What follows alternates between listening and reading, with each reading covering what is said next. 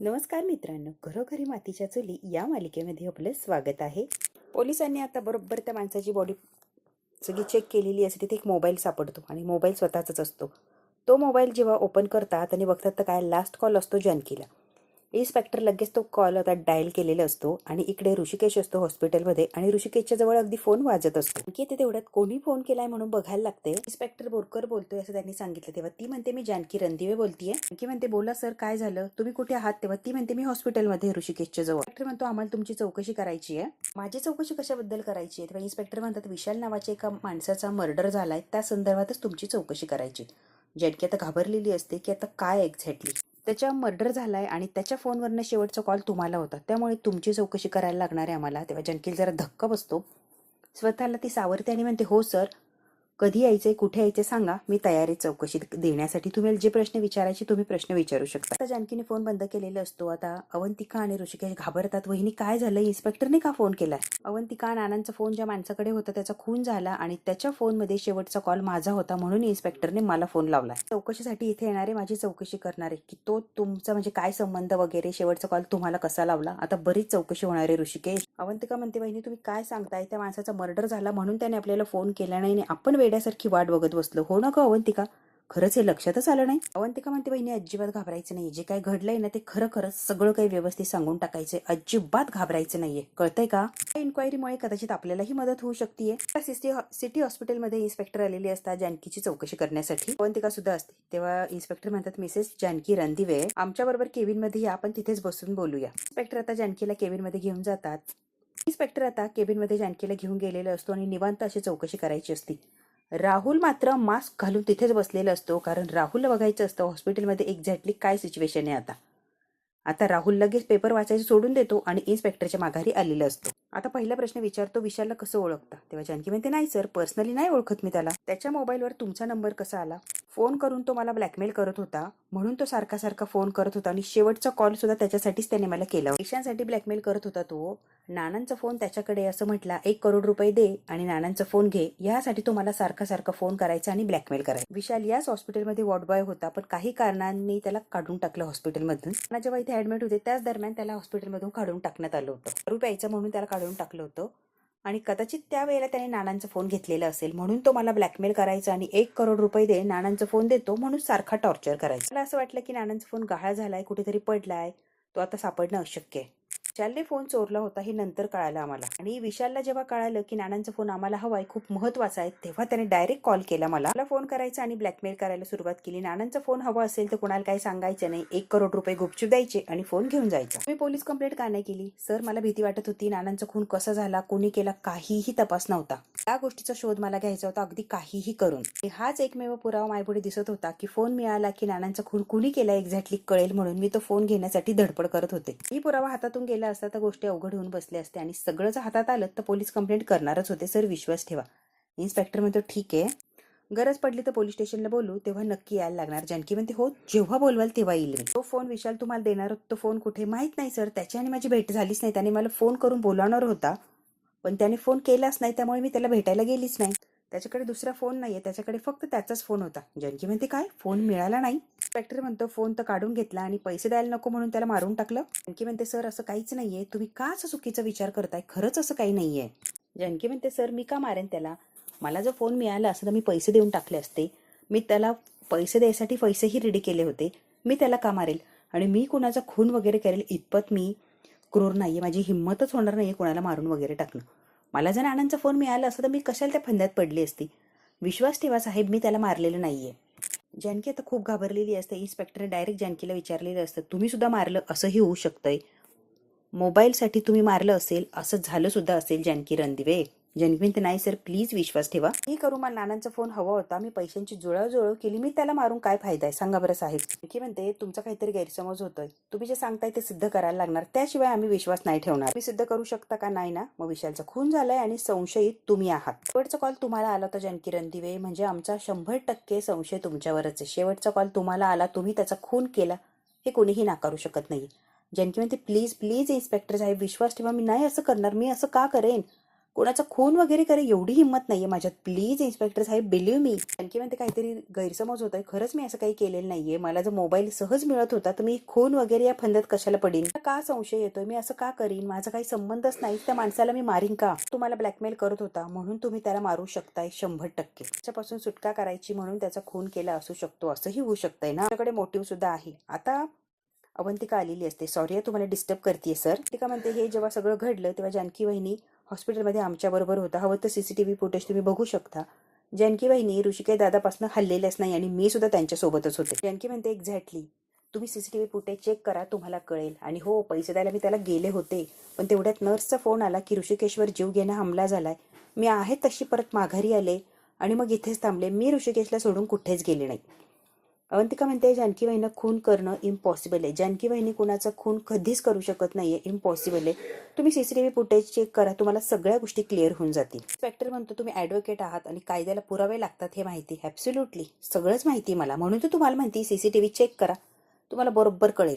CCTV footage बघायचं का please? Inspector म्हणतो चला की हेही करून बघूया. आता ऋषिकेश जानकीची वाट बघत असतो. जानकी अजून कशी आली नाही म्हणून तो वाट बघत तिथेच थांबलेला असतो. त्यावेळी कुठे चौकशी चालती का? काय चाललंय आता? ऋषिकेश सारखा जानकीला फोन लावत असतो. जानकी काही फोन उचलत नसते. ऋषिकेशला फार काळजी वाटते की ती काय येत नाही. इतक्या वेळ कुठे चौकशी थोडी असते. तर आलेली असते तेवढ्यात. तेव्हा ऋषिकेश म्हणतो जानकीची चौकशी संपली का? ती म्हणते नाही, बोलणं सुरू आहे, झालं की ते येतील की. हॉस्पिटलचा जुना वॉर्ड बॉय विशालचा खून झालाय आणि त्याला जबाबदार जानकी मॅडमला धरलं जाते म्हणून जरा कसून चौकशी चालली आहे त्यांची. सिस्टरने आता ऋषिकेशला सांगून टाकलेलं असतं. पोलिसांच्या म्हणण्यानुसार शेवटचा कॉल जानकी मॅडमला केला होता, मग त्यांनीच मारलं असेल विशालला, असं पोलिसांचं म्हणणं आहे. CCTV फुटेज दाखवायला घेऊन गेला आहे, त्या रूम मध्ये आहे तिथे. तर म्हणते तुम्ही आराम करा, तुम्ही कुठेच जायचं नाहीये. डिस्चार्ज पेपर रेडी नाहीये, तुम्ही नाही जाऊ शकत, इथेच आराम करा. CCTV फुटेज चेक केलेलं असतं इन्स्पेक्टरने. तेव्हा आता अवंतिका म्हणते तुम्हाला पटलं ना, हे सगळं जेव्हा घडत होतं तेव्हा जानकी वहिनी इथेच होते. ते जेव्हा आलं तेव्हापासून ते बाहेर गेलेलं नाहीच आहे. मला जर तुमची चौकशी करायला लागली तर तुम्हाला पोलीस स्टेशनला यायला. जानकी म्हणते येस सर, मी तुम्ही बोलवाल तेव्हा यायला तयार आहे. ऋषिकेश आलेला असतो बाहेर. जानकी म्हणते ऋषिकेश तुम्ही कशाला आला बाहेर? आराम करायचा ना तुम्ही. काय झालंय नेमकं सांगतीस का? पोलिसांना माझ्यावर संशय की मी विशालला मारलं, मोबाईल हिसकावून घेतला आणि खून करून पळून गेले, असं पोलिसांना म्हणायचं. ऋषिकेश किती वाईट विचार आहे किंवा किती वाईट घटना आहे ही. कुणीतरी खुनी म्हणून माझ्याकडे बघतंय. मी कोणाचा खून करू शकतेय तर मला हे सहन होत नाहीये. संशयाच्या नजरेने माझ्याकडे बघणं मला हे खरंच सहन होत नाहीये. मला फार वाईट आणि अशी गिल्टी फील येते. मी काहीच केलेलं नाहीये. बिलीव्ह मी खरंच कुणाला मारू शकतेय का? सगळं आपल्याच बाबतीत का घडतंय ऋषिकेश? मी कशातच नसताना सुद्धा मला का अडकवलं जातंय? एक एक गोष्ट जशी जशी सॉल्व्ह करायला जाते तशी तशी प्रत्येक गोष्टीत मी अडकत जाते ऋषिकेश. अजून खोलवर अडकत जातीये. सुटत तर नाहीये पण अडकत मात्र जातीये मी सगळ्यात मध्ये. ऋषिकेश असं का होतंय? का होत असेल असं? वाटलं होतं नानांचा फोन सापडेल, सगळ्या गोष्टी सॉल्ट आउट होऊन जातील, पण बघा हे काहीतरी वेगळं आणि विचित्रच होऊन बसलंय. नानांचा फोन तर लांब, मीच अडकलीये खुनामध्ये. ते का म्हणते वहिनी प्लीज स्वतःला सावरा ना. इन्स्पेक्टरने काय केलंय? त्याचं काम केलंय, त्याची ड्युटी बजावलीये. तुम्ही एवढं काय म्हणायला लावताय? त्याने फक्त रेग्युलर चौकशी केली, बाकी तुमच्यावर आरोप वगैरे टाकले नाहीये. फक्त एक चौकशी केली त्याने. तुम्ही काय एवढं म्हणायला लावताय? आणखी शांत हो बरं. त्यांची चौकशी, त्यांचं काम, त्यांचं कर्तव्य त्याने निभावलंय. तुला वाईट वाटण्यासारखं काहीच नाहीये. तू आधी शांत हो. आणि मुळात तुझं काही केलंच नाहीये, तर तुला गिल्टी वाटण्याचं काही कारणच नाहीये. आतमध्ये आपण बोलूया शांतपणे. आता ऋषिकेश जानकीला घेऊन गेलेलो असतो. ऋषिकेश जानकीला आणतो आणि बसवतो. ऋषिकेश काय चाललंय हे काही कळतच नाहीये नेमकी काय, आणि सगळं आपल्याच बाबतीत कसं घडतंय ऋषिकेश? त्यांचा खून हा शेवटचा पुरावा होता आपल्यासाठी, तो सुद्धा हातातून निसटलाय. आपल्याकडे काहीच राहिलेलं नाहीये ऋषिकेश. कोण ऋषिकेश?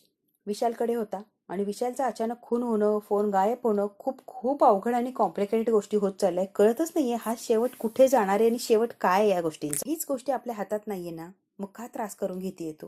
त्रास झाला तरी गोष्टी हातात नाहीये, नाही केला तरी पण गोष्टी हातात नाहीये. मग शांत राहा ना, जे होतंय ते आपण बघूया. तुम्ही कशाला टेन्शन घेताय? तुम्ही इथेच होता हॉस्पिटलमध्ये, मी इथे होती. CCTV फुटेजमध्ये तुम्ही दिसतंय की तुम्ही बाहेर गेलेलाच नाही आहात. मग तुम्ही कशाला टेन्शन घेताय? रिलॅक्स वहिनी. ती का आता तिला आधार देते, काळजी करू नका, तुम्ही शांत व्हा बरं. अजिबात रडारड करू नका, एकदम शांत व्हा. त्या व्यक्तीने दादांवर हल्ला केला, त्याच व्यक्तीने विशालचा खून केला हे मी 100% सांगू शकते. किंवा ते मला सुद्धा ही शक्यता वाटते, जो यांना मारायला आला त्यानेच विशालला जाऊन मारलं. मी पैसे द्यायला गेले होते देवळामध्ये, त्याच वेळेला मला नर्सचा फोन आला आणि त्याच वेळेला मी माघारी आले आणि त्याच वेळेला त्या विशालचा खून झालेला आहे. ऋषिकेशवर हल्ला कसा झाला? आणि ऋषिकेशवर बरोबर एक्झॅक्टली त्या वेळेला हल्ला का झाला की मी माघारी यावं म्हणूनच मुद्दाम कोणीतरी ऋषिकेशवर हमला केला. ऋषिकेशला मारायचं वगैरे नव्हतं, फक्त भीती दाखवून मला माघारी बोलवायचं होतं, जेणेकरून खून करणारा व्यवस्थित विशालचा खून करू शकेल. म्हणून मला तिथून हकलवण्यात आलं. मी पैसे देऊन फोन घेऊ नये यासाठी सगळं काही प्लॅन हा सापळा रचला होता. आणि बरोबर आपला जो दुश्मन आहे ना तो कामयाब झालाय. विशालचा खूनही केला आणि मोबाईलही त्यानेच पळवला असेल. आता सगळ्या गोष्टी जानकी, ऋषिकेश, अवंतिका यांच्या डोक्यात यायला लागलेले असतात. हळूहळू सगळं काही आता क्लिअर. मोठा प्लॅन होता, मोठं कारस्थान होतं. विशाल फोन घेऊन येणार, तो मला मिळू नये यासाठी ऋषिकेशवर इकडे हमला केला आणि तिकडे जाऊन लगेच विशालला संपवलं. ऋषिकेश म्हणतो याचा अर्थ शर्वरीनेच हे सगळं काही केलंय किंवा घडवलंय. शर्वरीने सुद्धा त्या विशालला मारलं असेल असंही होऊ शकतंय जानकी. का म्हणते 100% शरुताईंशिवाय कुणीच करू शकत नाही. एवढं डोकं, एवढा मेंदू फक्त शरुताईंकडेच आहे. क्रिमिनल माइंड फक्त आणि फक्त शरुताईच वापरू शकतायत, ते त्यांच्याकडेच आहे. ऋषिकेश म्हणतो दिवसेंदिवस शर्वरी माझ्या नजरेतून उतरत चालली आहे. ती रोज एक कारस्थान करते आणि माझ्या नजरेतून उतरत चालली. ऋषिकेश म्हणतो शर्वरीला माझी बहीण म्हणायची लाज वाटते. मला रोज वेगवेगळे कारनामे करते ती. इतक्या खालच्या पातळीला जाऊन वागेल कधीच वाटलं नव्हतं. खरंच ही शर्वरी माझी बहीण म्हणावी याची सुद्धा लाज वाटायला लागली. जानकी म्हणते ऋषिकेश प्लीज तुम्ही एवढा विचार करू नका आणि टोकाचा निर्णय घेऊ नका. का वाईट वाटून घेताय तुम्ही? प्लीज प्लीज ऋषिकेश वाईट वाटून घेऊ नका. तुम्ही कशाला स्वतःला त्रास करून घेताय? प्लीज ऋषिकेश. ती का म्हणते दादा प्लीज तुम्ही पण सावरा स्वतःला. का असं विचार करताय तुम्ही? किती काही केलं तरी शर्वरी सुधारणार नाहीये. म्हणजे तुम्ही सावरणं गरजेचं आहे. तुम्ही सावरलं तर दादा सावरू शकताय. बरोबर आहे का? जानकी रडत असते. अवंतिका म्हणते तुम्ही स्ट्रॉंग राहा तर दादा स्ट्रॉंग राहू शकताय. तुम्ही जर रडला अशा गळून गेला तर दादांनी काय करायचंय? त्यामुळे प्लीज प्लीज तुम्ही स्ट्रॉंग राहा. प्लीज आपण सगळ्यांनी व्यवस्थित आणि स्ट्रॉंग राहिलो तर आपण लढू शकतोय. बरोबर आहे का? जानकी ते डोळे वगैरे पुसते, स्वतःला सावरते. चला आता आपण निघूया. तेवढ्यात काय सिस्टर आलेली असते, डिस्चार्ज पेपरची फाईल वगैरे घेऊन आलेली असते. जानकी आता डिस्चार्ज पेपर हातात घेते आणि निघालेली असते. ऋषिकेश म्हणतो जानकी थांब ना 1 मिनिट. आता ऋषिकेशला शंका कुशंका बऱ्याच काही यायला लागलेल्या असतात. मी आता शर्वरीला जाब विचारणार म्हणजे विचारणार. घरी गेल्या गेल्या तिला सगळ्या गोष्टींचा जाब विचारणार. जानकी म्हणते नाही ऋषिकेश इथेच आपण चुकणार आहोत. शर्वरी वंशांना कोणत्याच गोष्टीचा जाब विचारायचा नाहीये. ते अलर्ट होतील. त्या अलर्ट होतील अशी आपल्याला एकही चूक करायची नाहीये. त्यामुळे ऋषिकेश प्लीज शांतपणे सगळं काही जे चाललंय ते चालू द्यायचं. गुपचूप आपल्याला काय करायचं ते करायचंय. तिला उघड उघड दाखवायचं नाही की आपल्याला तिच्यावर संशय किंवा ती सगळं हे कारनामे करते आपण तिच्यावर नजर ठेवून आता तिला दाखवायची वेळ नाहीये. ऋषिकेश म्हणतो काय जानकी? जानकी म्हणते हो तुम्हाला ऐकायला लागणार आहे प्लीज. नानांचा फोन ज्याच्याकडून घेणारे होते त्या व्यक्तीचा खून झालाय हे त्यांच्यापर्यंत पोहोचता कामा नाही. बघू आपण काय रिॲक्ट होता. जानकी म्हणते घरी केल्यावर 1 करोडचा विषय मी मुद्दाम काढणारच आहे, पण बाकीच्या कोणत्याच गोष्टी तिच्यापर्यंत पोहोचता कामा नाही. बघू आपण ती कशी आणि काय रिॲक्ट होते, तिची काय हालचाल असते. त्यामुळे ऋषिकेश प्लीज तुम्ही शांत राहा. खूप खूप संयम ठेवून वागायला लागणार आहे आपल्याला. अवंतिका म्हणते नाही वहिनी शर्वरी इतकी स्मार्ट आहे ती आपल्याला काहीच कळू देणार नाहीये. ती भनक सुद्धा लागू देणार नाही. अगदी नॉर्मल वागेल ती. जणू काही झालंच नाही किंवा तिला काही माहितीच नाहीये गोष्टी. त्यामुळे आपण कितीही शहाणपणा केला तरी आपल्या पुढे 2 पावले आहेत हे विसरू नका. कसं वागायचं काय वागायचं आणि हॉस्पिटलमध्ये ठरवलेलं असतं. आता हे सगळं ठरवूनच घरी चाललेले असतात. इकडे आता राहुल घरी आलेले असतो आणि म्हणतो शर्वरी नशीब नशीब मला कोणी तिथे बघितलं नाही. मला जर बघितलं असतं तर 12च्या भावात गेलो असतो सगळेच्या सगळे. शर्वरी तू नको ती रिक्स कशाला घेते ग आणि कशाला ही करत सुटली आहे सगळं. प्लीज तिथे आले आणि त्यांना बघून तिथून सटकलो मी. नाही तर अडकलो असतो ना तर खरंच 12च्या भावात गेलो असतो. शर्वरी म्हणते राहुल तू घाबरला पोलिसांना? वेडाच काय रे एवढा घाबरतो पोलिसांना? आणि शर्वरी हसत असते. ए शर्वरी डोक्यावर पडली का? हसायला येतंय तुला? पोलीस म्हणजे जोक नाहीये. जेलमध्ये खडी फोडायला पाठवतील ते. जरा जरी त्यांना शंका आली ना तर तुझी आणि माझी वाट लागे ना. घाबरायचं नाही म्हणजे काय? तू लोकांचे मुर्दे पाडशील, लोकांचे खून करत फिरशील आणि घाबरायचं नाही. आपण नॉर्मल वागायचं. जरा तरी अक्कल आहे का? सुसाट सुटली तू खून पाडत मुर्दे पाडतीये लोकांचे आणि तोंड वर करून मला म्हणते की कशाला घाबरला. त्याने जर मला आत टाकलं असं तर काय गये? विशालचा खून करून काय फायदा झाला सांग? बिचाराचा काही घेणे ना देणं बळच त्याचा जीव घेतलाय तू. हाती तर काही लागलं नाही मग कशासाठी मारलंय त्याला? जानकी तुझ्या माघारी लागली ना तर याद राख पळता वही थोडी होईल. नाही जानकी जर माझ्या मागे लागली ना तर जानकीला सुद्धा मारून टाकेन ना मी. जानकीला सुद्धा संपवेन मी. माझ्या रस्त्यात जो कोणी येईल राहुल मी त्याला संपवणार म्हणजे संपवणार. राहुल आता धडकी भरलेली असते. ही जानकीला मारू शकते तर मी काय चीज आहे. शर्वरी पूर्ण पिसाळलेली असते. तिला खून करणं इझी वाटत असतं. तिला काहीही वाटत नसतं. सहज ती खून करत सुटत असते. आता राहुल मात्र घाबरलेला असतो कारण शर्वरी फार विचित्र आणि विक्षिप्त वागत असते. ती काय वागते ती काय बोलते तिचं काय जरा भानावर आहे. किती लोकांना मारत सुटणार आहे ग? काही कळतंय का तू काय करतेय? ए माझ्या रस्त्यात जो येणार त्याला मारणार म्हणजे मारणार. मी काय करतेय कशासाठी करते मला काय देणं घेणं नाहीये. फक्त माझ्या रस्त्यात कुणी यायचं नाही. मला कुणी आडवं जायचं नाही. मी कुणाला मारणार आणि कुणाला नाही हा माझा प्रश्न आहे. राहुल त्याला मारायचंच होतं ठीक आहे मारला ठीक आहे ना, पण त्याच्याकडनं आधी फोन तर काढून घ्यायचा मग त्याचा खून करायचा. अरे फोन घ्यायलाच गेले होते ना मी. जानकीला फोन घेऊनच भेटायला येणार होता ना तो. जानकीकडनं पैसे घेऊन तिला फोन देणार होता बरोबर ना. म्हणूनच मी डायरेक्ट गेले आणि त्याला मारून टाकलं. म्हटलं खिशातनं फोन घेईन आणि फरार होईन. अगं पण झालं काय? उलटच झालं ना. मिळाला का फोन? नाही ना. आता फोन कुणाकडे असेल, फोन कुठे शोधायचा, काय काहीतरी अंदाज आहे का ग? सगळं उलटपालट करून बसली आहे तू आणि स्वतः अडकली आणि मलाही अडकवणार एक दिवस. शरीर म्हणते खरं तर मला असं वाटलं होतं की त्याला मारल्या मारल्या फोन मला मिळेल, पण सगळं काही वेगळं झालं रे. फोन नव्हताच. मला फार वाईट वाटत असं. त्याला मारलंच का? त्याला मारायची काहीच गरज नव्हती. फोन मिळाला असता तरी पण काम झालं असतं, नाही मिळाला तरी पण, कारण तो तसाही मेला, आपला काही फायदाच झाला नाही. मग त्याला का विनाकारण मारत बसली? का जीव घेतलाय तू?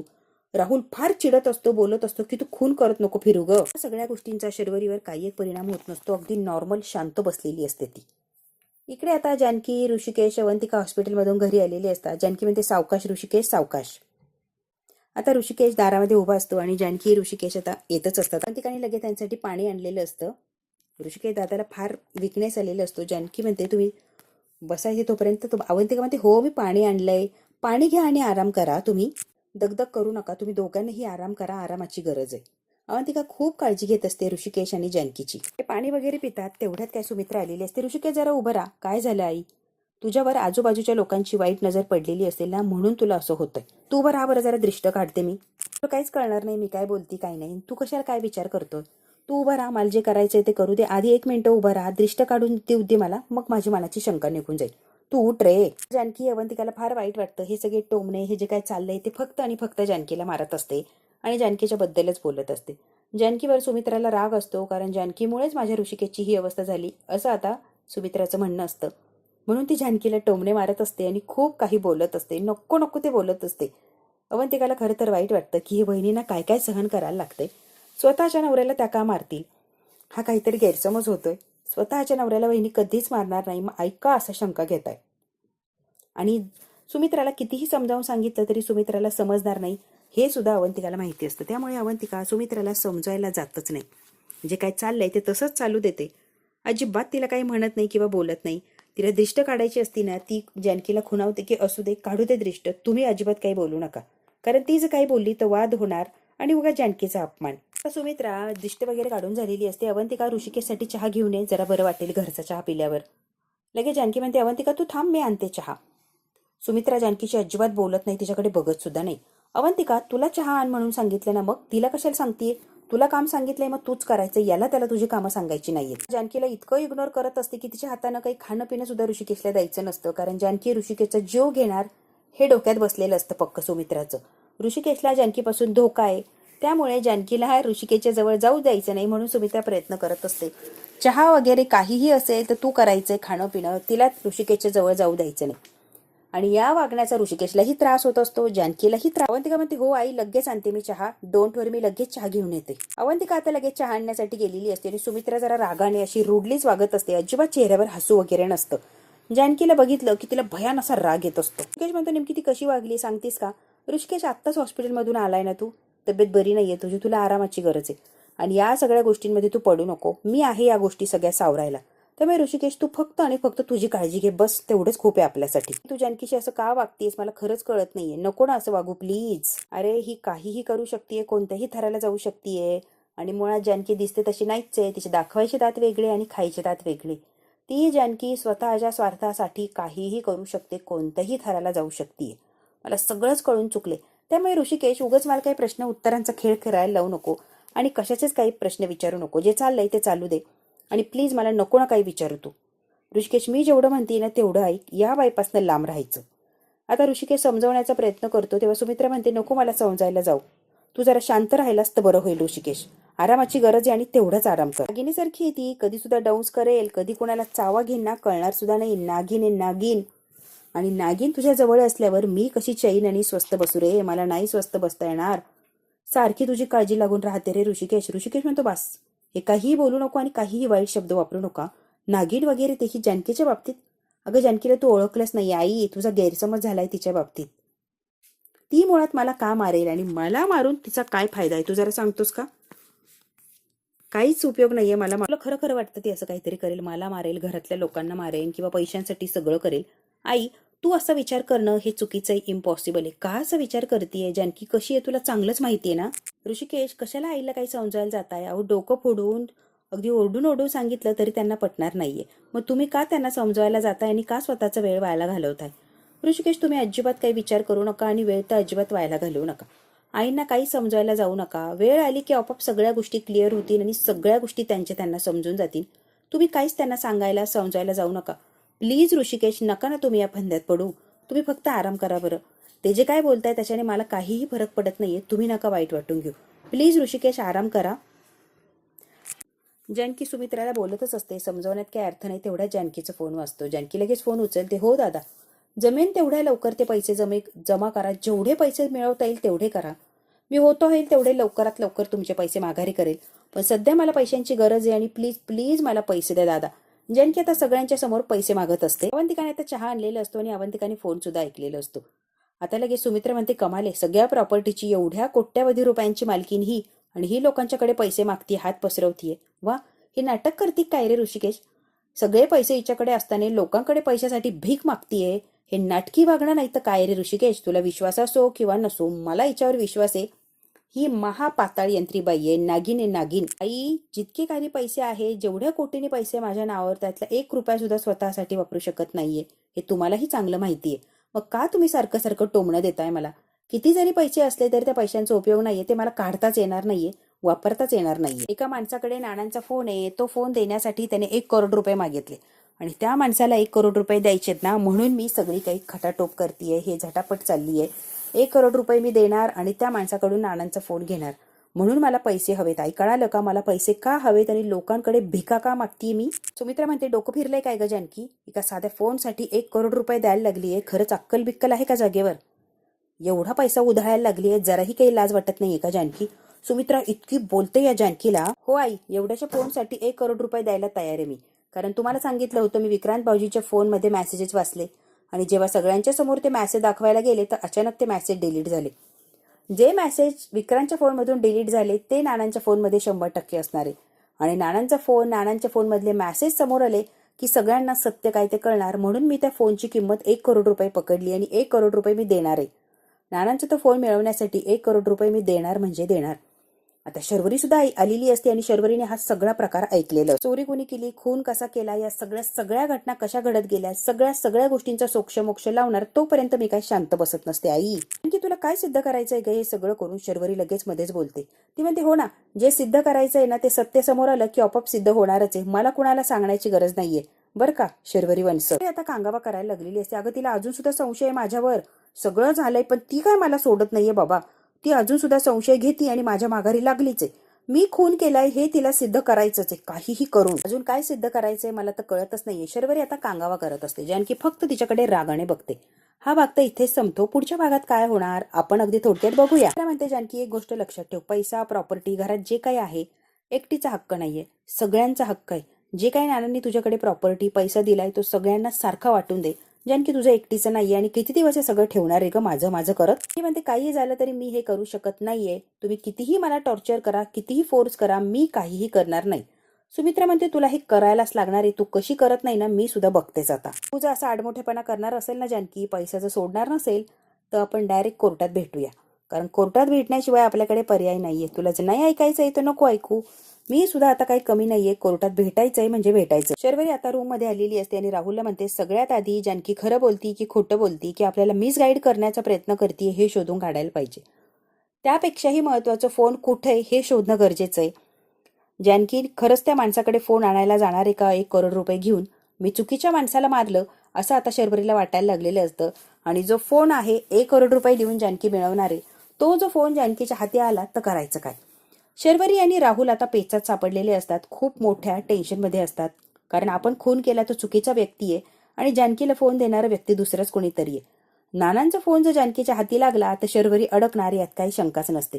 बघू आता जानकी कशी त्या फोनपर्यंत पोहोचणार आणि शर्वरीला फाशीचा फंदा कसा लटकणार. हे जर बघायचं असेल तर बघायला लागणार पुढचा भाग. हा भाग इथेच संपतो. व्हिडिओला लाईक, शेअर, सबस्क्राईब नक्की करा. धन्यवाद मित्रांनो.